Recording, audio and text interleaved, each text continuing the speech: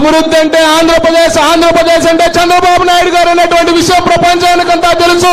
అలాంటి మహోన్నతమైనటువంటి వ్యక్తి ఈ రోజు రాజంపేటకు వచ్చిన సందర్భంగా వారిని మార్గదర్శనం చేయవలసిందిగా కోరుచున్నాం. తమిళ్లో ఉత్సాహం పెరిగిపోయింది. మాకందరికి ఒక సందేహం ఉంది.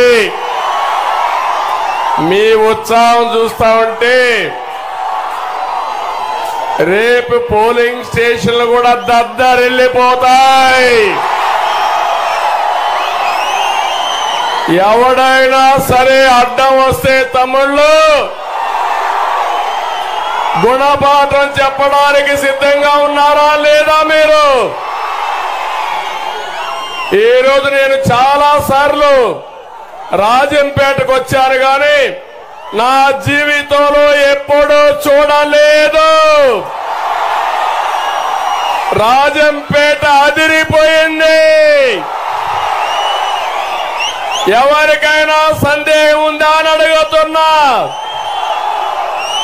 నేను పవన్ కళ్యాణ్ గారు ఆంధ్రప్రదేశ్ లో 4 సార్లు 4 రోజులు పర్యటన చేశాం. 4 రోజులతో రాష్ట్రంలో తిరుగుబాటు ప్రారంభమైంది. ఈ తిరుగుబాటు జగన్మోహన్ రెడ్డి ఇంటికి పంపిస్తుందని మరొకసారి తెలియజేస్తున్నా.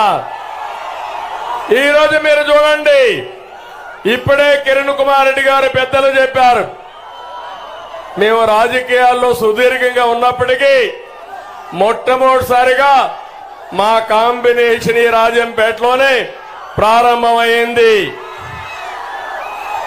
ఈరోజు మిమ్మల్ని చెప్తున్నాను, ఒక అనుభవం ఉండే వ్యక్తి కిరణ్ కుమార్ రెడ్డి గారు. రాజకీయ కుటుంబం కిరణ్ కుమార్ రెడ్డిది. పాపాల పెద్దిరెడ్డి దోపిడీదారుడు అని చెప్పి మీ అందరికీ తెలియజేస్తున్నా. మీ ఎమోషన్ చూసా, మీ ఆందోళన చూసా. పవన్ కళ్యాణ్ గారి పైన, జనసేన పైన, తెలుగుదేశం పార్టీ పైన, బీజేపీ పైన మీ అభిమానం చూస్తున్నా. ఇక్కడ ఇంకొక పక్కన మీరు చూస్తే బాలసుబ్రహ్మణ్యం, మీ అందరి అభిమాన నాయకుడు పాలకొండరాయుడు గారి కుమారుడు.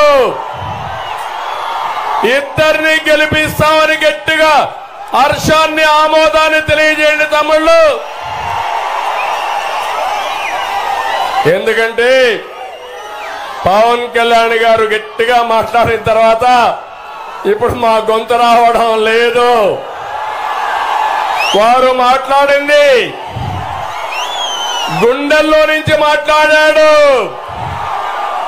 ఈ అరాచక శక్తుల పట్ల ఉపేక్షించకూడదని, తాడో పేడో తేల్చుకోవడానికి మేము సిద్ధం, మీరు కూడా సిద్ధమా తమ్ముళ్ళు అడుగుతున్నా మిమ్మల్ని.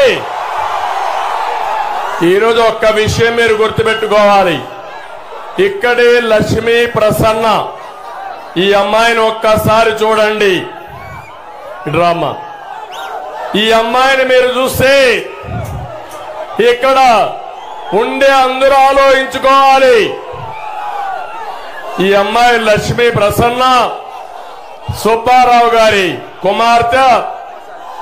అతను ఒక పద్మశాలి కుటుంబం, ఒక చేనేత పనిచేసుకునేవాడు. అలాంటి వ్యక్తి అప్పుల పాలైపోతే 4 ఎకరాల ఆస్తుంటే ఆ భూమి అమ్మి అప్పు కట్టి ఈ పిల్లల్ని చదివించాలనుకున్నాడు. ఈ అమ్మాయి, వీళ్ళ చెల్లెలు ఒక అమ్మాయి ఉండేది. ఈ వైఎస్ఆర్ కాంగ్రెస్ నాయకులు ఆన్లైన్ లో సుబ్బారావు యొక్క ఆస్తిని వాళ్ళ పేరుతో రాసుకున్నారు. పాపం ఎంఆర్ఓ దగ్గరికి వెళ్ళాడు, లంచాలు ఇచ్చాడు, అందరి దగ్గర తిరిగాడు.